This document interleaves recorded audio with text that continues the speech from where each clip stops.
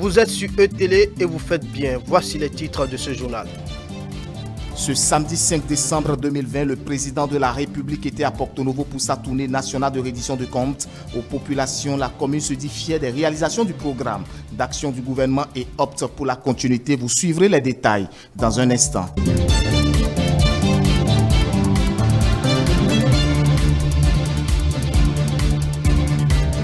5 stylistes modélistes de la branche textile habillement ont reçu ce samedi 5 décembre 2020 des prix pour la première édition du concours du défilé de mode des stylistes du département du littoral. Plusieurs autorités commerciales étaient présentes à la cérémonie.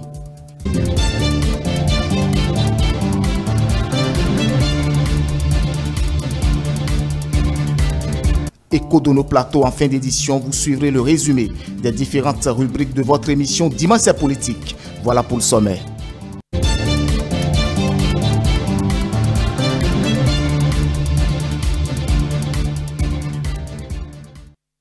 Merci de nous préférer pour vous informer. On ouvre cette édition par cette note informative. Deuil dans la presse béninoise. Le promoteur de Cap FM n'est plus. Il est passé de vie à trépas ce dimanche 6 décembre 2020.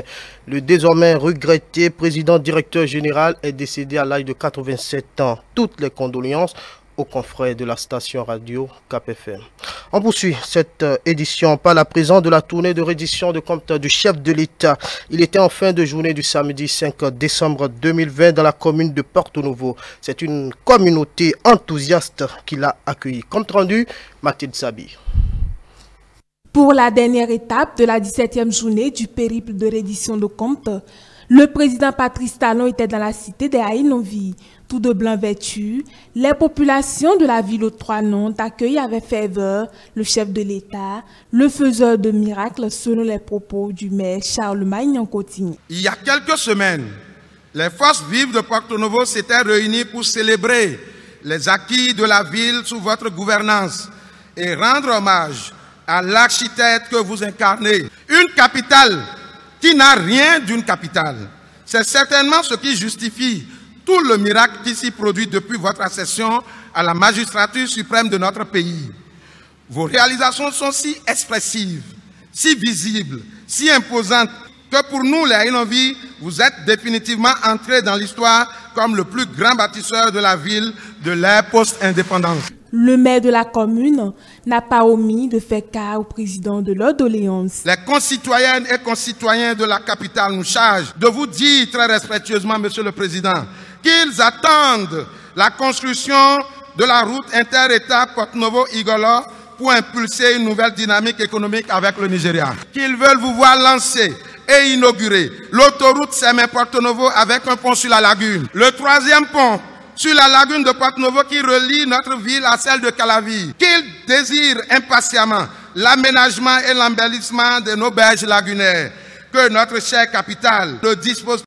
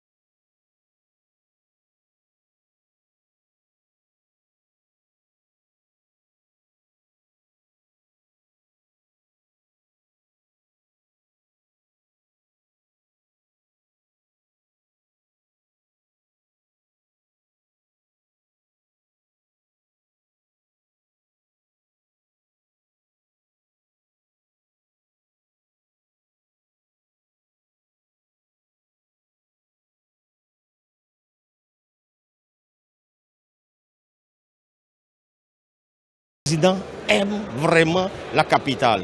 Le président a eu la faveur aujourd'hui de nous révéler à nous-mêmes. Le Béninois a appelé l'attention des Béninois que nous sommes sur la valeur intrinsèque de chacun de nous et que nous n'avons jamais eu la chance de conjuguer ensemble.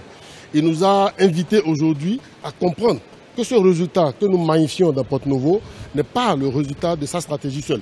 Ce n'est pas le résultat de son seul génie, que c'est le résultat du génie des Béninois, de tous les Béninois, du plus petit au plus grand, du plus intellectuel au moins intellectuel.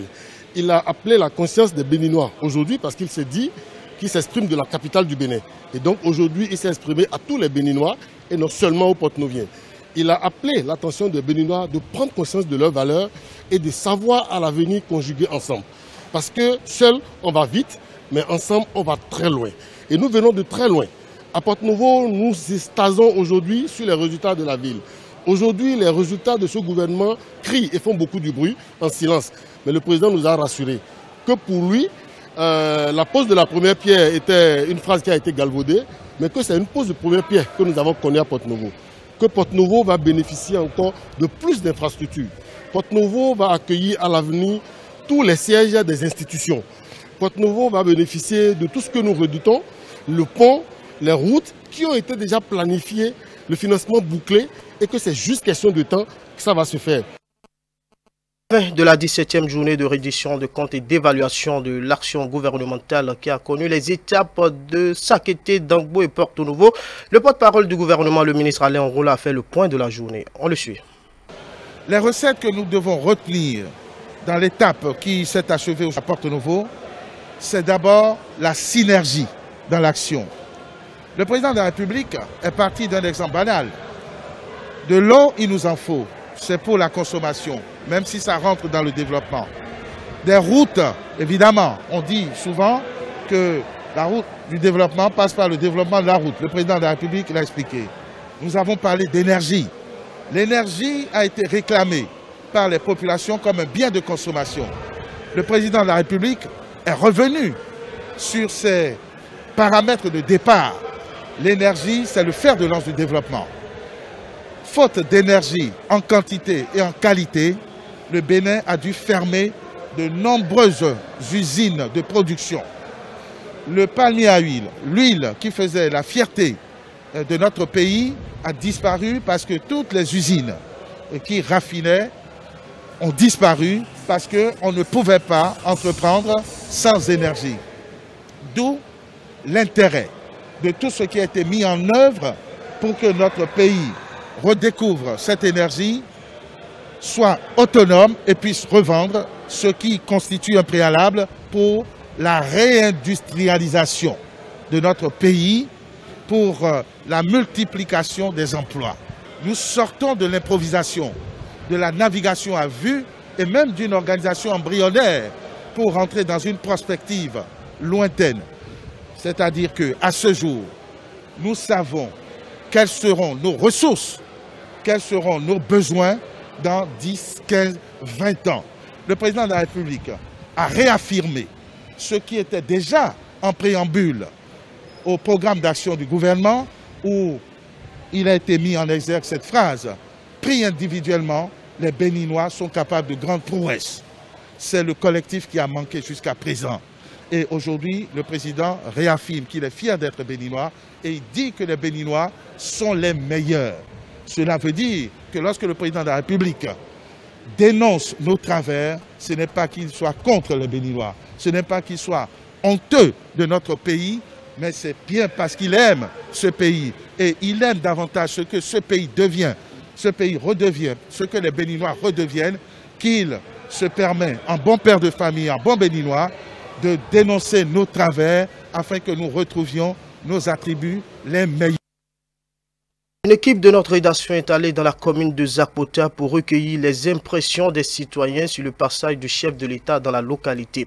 On retient que les autorités et citoyens de cette commune se réjouissent et disent être prêtes pour la continuité de la dynamique en cours. Stanislas Atadeyan, Prudence Koussouran pour le reportage. Le président de la République, Patrice Talon, a achevé lundi 30 novembre 2020 l'étape du département du Zou de sa tournée nationale de réduction de comptes par la commune de Zakpota, à qui il a promis devant les conseils communaux, les sages et notables, la société civile, la poursuite des actions de développement pour la phase 2 du projet asphaltage. Tous se disent satisfaits de cette visite du chef de l'État. C'est une chance, un privilège pour les populations de Zakpota. Et donc pour l'étape de Zakpota, ce fut ici à Zakpota la liesse populaire. Les populations étaient très contentes d'accueillir cette mission, cette visite officielle du chef de l'État. Mes impressions, ça me fait des sentiments de joie. Oui. Parce qu'il nous a promis quelque chose à faire. Il nous a promis des routes, des constructions, des bâtiments, des marchés. Et il veut apprêter de l'argent aux femmes pour faire les marchandises, etc. Nous sommes vraiment heureux de la visite du chef de l'État dans notre commune. C'est un rêve pour nous de le voir. Le chef d'État, le président actuel, Patrice Talon, il est venu chez nous. Ça nous fait beaucoup plaisir au Zakpota. Au cours des échanges, le chef de l'État a démontré aux populations comment le Bénin a progressé depuis 2016 dans les secteurs de l'eau, du transport, de la santé, de l'éducation. Il a ensuite expliqué sa vision qui est de faire en sorte qu'à l'issue du quinquennat, il y ait des motifs d'espoir pour chacune des communes. C'est alors que d'une seule voix, la commune de Zakpota opte pour la continuité. S'il fait 10 ans, là, le pays devrait faire petit Paris. C'est pourquoi j'ai dit qu'il fait 10 ans. Moi, je vais voter Talon. Tout ce que nous avons à lui dire, nous, enfants de Zakpota, sommes derrière lui, nuit et jour. Nous sommes dans la dynamique que le chef de l'État avise dans le bon sens. Le bon sens pour nous, c'est qu'il soit candidat à sa propre succession pour que les populations de Zakpota puissent sortir et voter massivement pour le chef de l'État afin qu'il puisse poursuivre ses œuvres de développement qu'il a eu à entreprendre. Après cette visite du chef de l'État, la population de Zakpota est plus rassurée. Autre élément dans ce journal, le groupe de réflexion alternative perspective GRAP a tenu ce samedi 5 décembre 2020 une conférence sur le thème « Faire avancer le Bénin dans le temps, dans l'espace avec le temps ». L'objectif est d'analyser et de comparer les différentes périodes socio-politiques traversées par le Bénin et la gouvernance en cours. Les échanges se sont déroulés à la salle de conférence de la chaire UNESCO de l'université d'Abomey-Calavi. Romaric Dossa pour le point. Faire avancer le Bénin dans le temps, dans l'espace avec le temps, c'est le thème central autour duquel sont convergées plusieurs communications au cours de cette conférence du groupe de réflexion alternative et perspective GRAP. Pour Roch Davignaoui, le président du Creuset, le temps dont il est question est le temps de la rupture où le Bénin vit une mutation exceptionnelle caractérisée par des réformes, des réalisations et de la reconstruction. Dans l'espace, le Bénin est merveille. On doit en être fier. Avec le temps, il sera davantage ovationné. Avec le temps, il sera davantage honoré. En attendant, je crois que nous devons contribuer par la convergence de nos actions à grandir encore plus le Bénin, quelles que soient nos convictions. Le Bénin est tout simplement un pays qui aujourd'hui est en train de faire quelque chose d'extraordinaire. La rupture a révélé cela. La rupture l'a mise en place. Mais je crois personnellement et fondamentalement, viscéralement, que le meilleur reste à venir. Je vous remercie. Séraphin Agbangbata, l'un des membres du GRAP, dans son allocution affirme que l'an 2016 marque la fin d'un temps et le début d'un temps. Pour lui, la rupture est comme une silencieuse révolution socio-culturelle. L'enjeu principal est l'irréversibilité de la pensée, des œuvres et de la ligne de la rupture. 2016 est un point nodal entre deux temps, dans un espace bénin. De 5 ans aujourd'hui, ce qui est réalisé montre qu'on est très loin de ce que nous vivions. Je prends juste un exemple. Nous sommes dans une salle avec de l'énergie. Qu'il vous souvienne, on aurait déjà eu moins 4-5 coupures électriques. 30 minutes au moins, c'est par jour ça, 30 minutes au moins. Mais aujourd'hui, non seulement les dettes sont payées, mais nous avons la capacité de compter sur notre propre force en matière d'énergie pendant pour au moins 50%.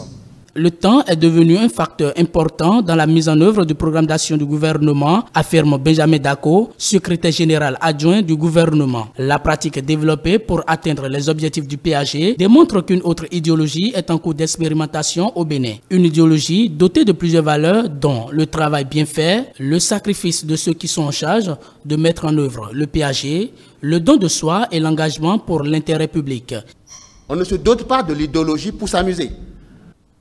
L'idéologie ne vaut vraiment que ce qu'en fait le régime en place ou ce qu'en fait les gouvernants en place. Autrement dit, l'idéologie ne peut conduire au développement économique et social que sur la base de la volonté des hommes chargés de l'animer, de la mettre en œuvre. Et c'est ce à quoi nous sommes en train d'assister depuis 2016. Pour les responsables du groupe de réflexion alternative et perspective GRAP, la rupture est en elle-même devenue un courant idéologique. Ils invitent tout de même les spécialistes de la science politique à s'inspirer de ce qui est en cours aujourd'hui au Bénin pour que les sciences politiques s'enrichissent davantage de ce courant. 5 stylistes modélistes de la branche textile, habillement, cuir et peau ont reçu des prix pour la première édition du concours de défilé de mode des stylistes modélistes du département du Littoral. L'événement s'est tenu ce 5 décembre 2020 au Festival international du théâtre du Bénin à Cotonou et a connu la participation de plusieurs autorités. Faridat Egoudiobi, Grâce Assi et Paul Estessa aussi nous en disent davantage dans ce reportage. Des modélistes stylistes de la branche textile, habillement, cuir et peau en vogue pour la première édition du concours de défilé de mode au profit des stylistes et modélistes du département du Littoral. Une initiative qui vise à promouvoir les talents cachés dans ce domaine. Le directeur départemental du tourisme expose les raisons d'être de cette innovation. Ça permettra également de voir de quoi les stylistes, les modélistes du Bénin sont capables. C'est la raison pour laquelle nous avons organisé ça. Nous avons besoin de mettre en valeur notre culture. Vous allez voir que les gens se sont plus basés sur le cuir, parce qu'on a vu les gens organiser, qu'on appelle coudre des habits en cuir, également le textile, surtout au Béninois. C'est une manière de mettre en valeur les matières premières de la nation. C'est la raison pour laquelle nous avons choisi ces 3 branches. Les membres du jury ont délibéré sur la base de critères bien définis. Nous avons eu à délibérer sur des critères que nous avons énumérés. Il y a le délai de livraison des colis, finition des habits, la prestation des mannequins et également le défilé proprement dit, la créativité et en plus l'ovation du public. C'est tout cela qui nous a servi à départager nos candidats. Les organisateurs se disent satisfaits de la réussite de cette première édition du concours de défilé de mode modéliste et styliste de Littoral. Parce que c'est une première fois dans l'artisanat, dans les OPA que nous sommes, c'est-à-dire l'organisation professionnelle de l'artisanat. Et ça veut dire le ministère a pris l'engagement de faire la promotion maintenant des vrais stylistes à la base qui sont dans les OPA, ça veut dire dans les associations à la base. 20 candidats dans chaque zone, c'est-à-dire dans Cotonou. Il y a aujourd'hui 5 lauréats parmi eux. Ces candidats vont recevoir les lots et les autres aussi, tout le monde va recevoir leurs attestations de participation. Au total, 20 candidats ont pris part à cet événement. 5 stylistes modélistes ont pu tirer leur épingle du jeu. Les organisateurs n'entendent pas s'arrêter à cette première édition. Des projections sont déjà en train d'être faites pour la 2e édition. À la fin de la cérémonie, les lauréats nous ont livré leurs impressions. Les suivants sont au micro de nos reporters. Je remercie vraiment le gouvernement. C'est ce qu'on veut pour que les artisans aillent de l'avant. Et par la grâce de Dieu, nous irons loin. Les impressions sont très bonnes parce que c'est une façon de nous valoriser et nous faire la promotion. C'est une très bonne idée. Je félicite ceux qui ont eu l'idée de promouvoir la culture, l'artisanat. Vraiment, mes impressions sont hautes et je suis fier parce que c'est ce que j'ai appris, que j'ai montré. Ouverture ce samedi de la 20e édition du festival L'Engumage à Cotonou. C'est donc parti pour 6 jours de projection gratuite de films dans les différents espaces de la ville de Cotonou retenus pour la circonstance. Le point de la cérémonie d'ouverture, c'est avec Stélia Padono. Tenue de la 9e édition du festival Lagune Image, c'est un pari gagné pour les membres de l'association Lagune Image qui travaille pour la promotion des œuvres cinématographiques béninoises, africaines et internationales. C'est une fierté, c'est une grande fierté parce que c'est pas facile, surtout en ces temps de pandémie où tout est un peu à l'arrêt. On est vraiment très fiers avec le comité d'organisation d'avoir pu organiser cette édition, de pouvoir offrir donc des films aux populations, des formations aux professionnels et toutes les activités du festival. La 9e édition célèbre également les 20 ans du festival et le thème retenu pour la circonstance est « Cinéma et tourisme, un duo gagnant » en vue de définir des stratégies pour drainer du monde et de la manne financière au profit du cinéma et du tourisme béninois. Je suis du domaine de la cinématographie, mais dans une autre vie, je suis spécialiste du tourisme, j'ai été spécialiste du tourisme. Et je me suis rendu compte en parcourant les festivals que le cinéma, à plusieurs niveaux, à plusieurs égards, peut booster le tourisme. Donc déjà au niveau des films, des œuvres, on peut, après avoir vu une œuvre, avoir envie de visiter un pays. Après avoir vu une œuvre, avoir envie voilà, de découvrir une culture. Le FESPACO, par exemple, draine entre 3 000 et 6 000 festivaliers tous les 2 ans. Vous imaginez pour les hôteliers la manne que c'est, financière que c'est, pour les restaurants, tout est plein, les bars, les restaurants, les gargotes, les buvettes.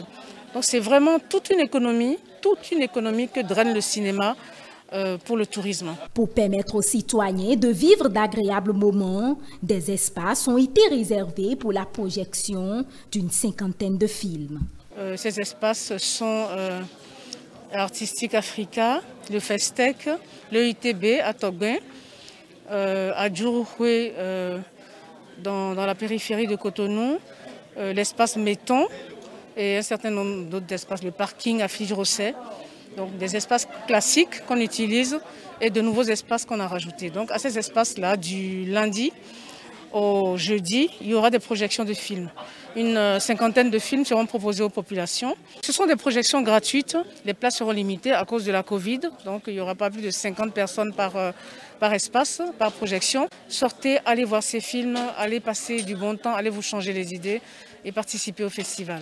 En plus des projections, il est prévu une compétition qui sera coordonnée par un jury international pour sélectionner les 3 meilleurs films parmi les 27 retenus des 8 pays africains et européens en sélection officielle et attribuer le Nokoué d'or, le Nokoué d'argent et le Nokoué de bronze. En dehors de cette compétition, des ateliers de formation ont été organisés à l'endroit des jeunes et des acteurs en vue de leur permettre d'acquérir des notions de communication. C'est un reportage de Stélia Padono et de Prudence Koussouran sur la cérémonie d'ouverture du festival Lagune Image. Dernier élément pour mettre fin à ce journal de la mi-journée. Il s'agit du résumé des différentes rubriques de votre émission hebdomadaire Dimanche, c'est politique de ce 6 décembre 2020.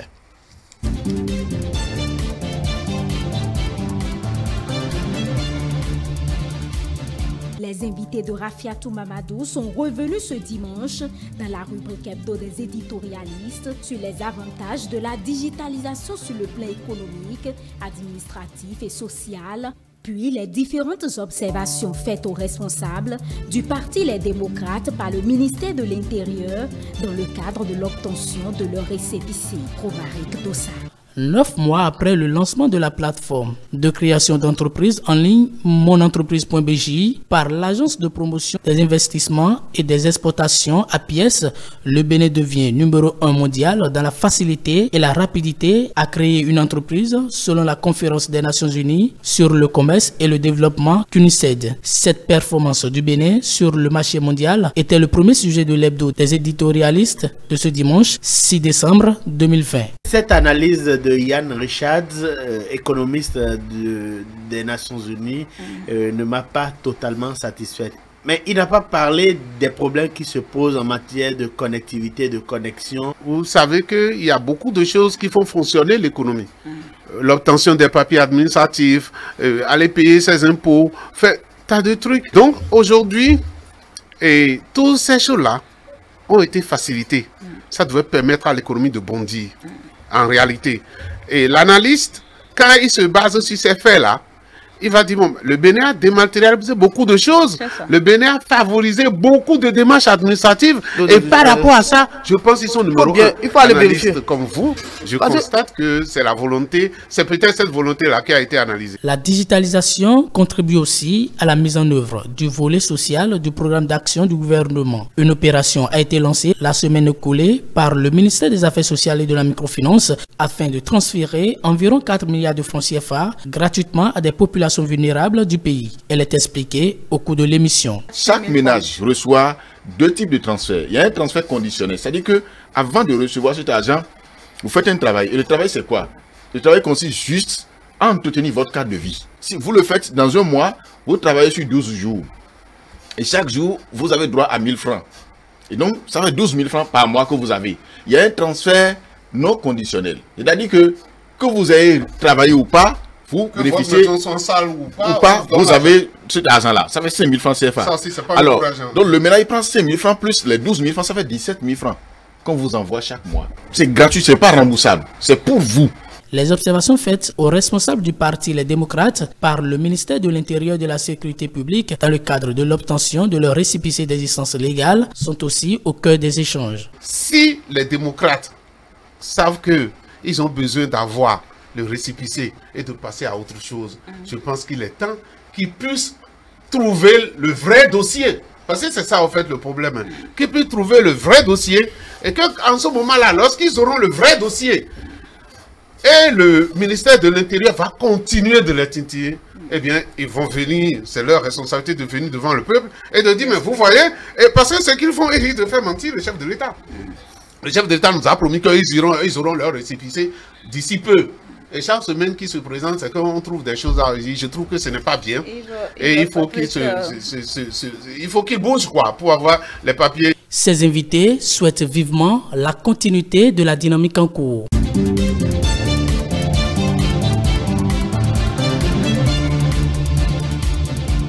La rubrique Le Duel de votre émission Dimanche c'est politique s'est aussi intéressée aux sujets qui ont marqué l'actualité. On suit le compte rendu du plateau avec Mathieu Boko. 3 sujets majeurs de l'actualité ont été abordés par les invités de François-Xavier Noumon au cours de la rubrique Le Duel de l'émission Dimanche c'est politique. Il s'agit notamment de l'analyse de l'Observatoire chrétien catholique de la gouvernance qui a rendu public ce vendredi 4 décembre 2020 au siège de la conférence épiscopale son analyse sur la situation sociopolitique du pays. Même si l'OCCG se réjouit du fait que le Bénin s'est construit de façon constante en référence un projet de société Bénin à l'AFIA 2025 à travers le programme d'action du gouvernement, l'épineuse recommandation reste la question du parrainage, un dossier classé selon Antoine Adoukonou, mais très vite retorqué par son vis-à-vis de l'Orfaton.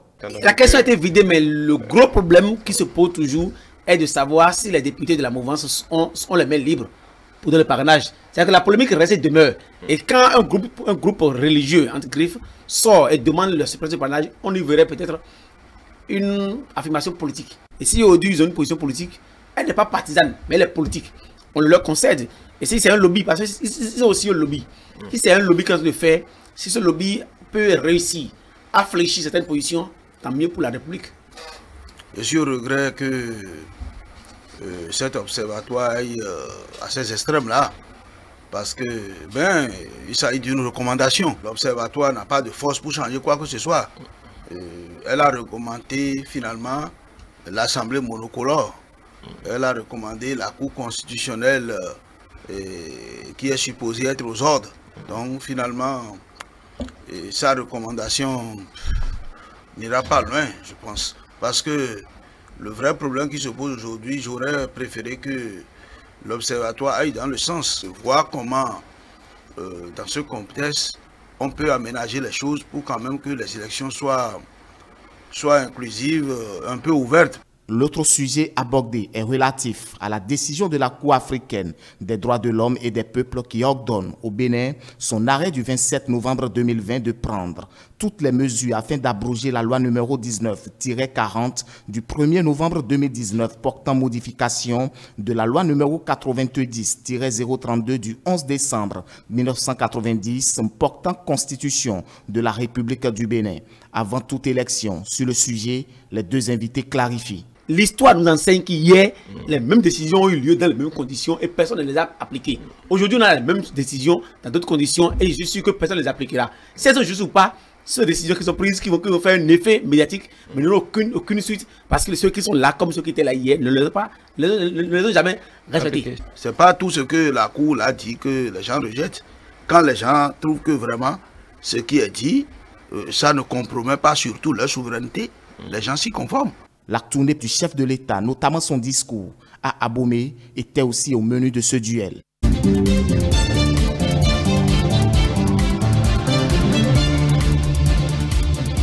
Gilda Saïzanon, coordonnateur national Force Nouvelle, était l'invité de l'entretien de ce dimanche. Avec lui, les grands enseignements à retenir de la tournée du chef de l'État, Elie Adiran. L'actualité nationale liée à la tournée du chef de l'État dans les communes du Bénin depuis une quinzaine de jours gagne encore de l'intérêt. Cette tournée de reddition de comptes est appréciée et expliquée au cours de cette émission, l'entretien du dimanche. À partir d'un moment donné, il y a une entité qui a confié une responsabilité à quelqu'un, qui l'a mandaté pour une mission. Il appartient à celui qui a été mandaté de venir faire le point, n'est-ce pas, de sa gestion, de venir dire ce qui a bien marché, ce qui a moins bien marché et les perspectives d'avenir pour aller de l'avant. Pour Gilda Saïzanon, expert en gouvernance locale, la reddition de comptes auquel s'adonne le président de la République peut s'expliquer sous plusieurs formes. Le législateur a prévu que le président de la République puisse rendre compte à travers le discours sur l'état de la nation, par exemple. Vous savez, la loi fait obligation au président de la République de venir dire comment notre pays se porte. Et je crois que c'est l'occasion souvent pour les présidents en exercice de faire le bilan d'un certain nombre de réalisations, de réformes et de montrer ce qui bouge et ce qui reste à faire également. Donc, c'est une forme de reddition de comptes, seulement qu'à ce moment-là, c'est devant la représentation nationale.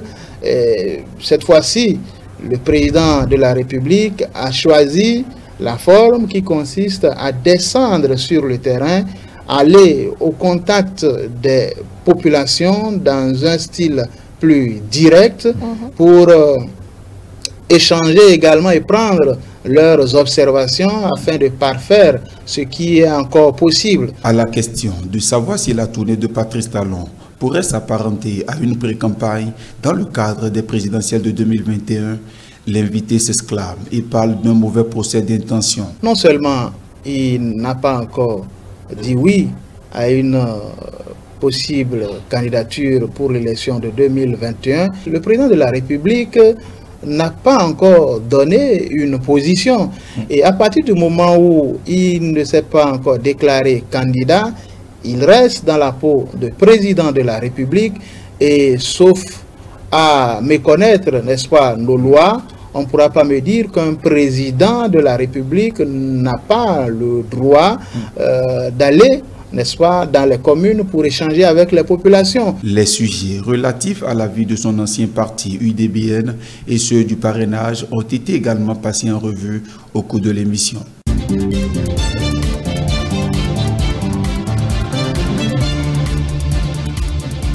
Sur le décryptage de ce dimanche 6 décembre 2020, il a été question non seulement pour le consultant de donner sa lecture du rapport d'évaluation de l'Observatoire chrétien catholique de la gouvernance, mais aussi et surtout sur la décision de la Cour africaine des droits de l'homme et des peuples qui demande l'abrogation de la loi d'amnistie une semaine après avoir exigé l'annulation de la révision de la Constitution. Maro Fabiola Boussari. L'Observatoire chrétien catholique de la gouvernance a livré vendredi 4 décembre le rapport de son évaluation de la gouvernance du Bénin de 2016 à 2020. Dans le document, les cadres catholiques ont fait part de ce qu'ils considèrent comme étant des craintes des réformes politiques. Ils évoquent entre autres le parrainage dont ils exhortent la Cour constitutionnelle à œuvrer pour sa suppression. Une sortie que le consultant politique juge inopportune. Le moment est mal choisi, l'analyse est mal orientée, les affirmations sont gratuites. Je pense qu'il y a une dérive au niveau de l'Église catholique.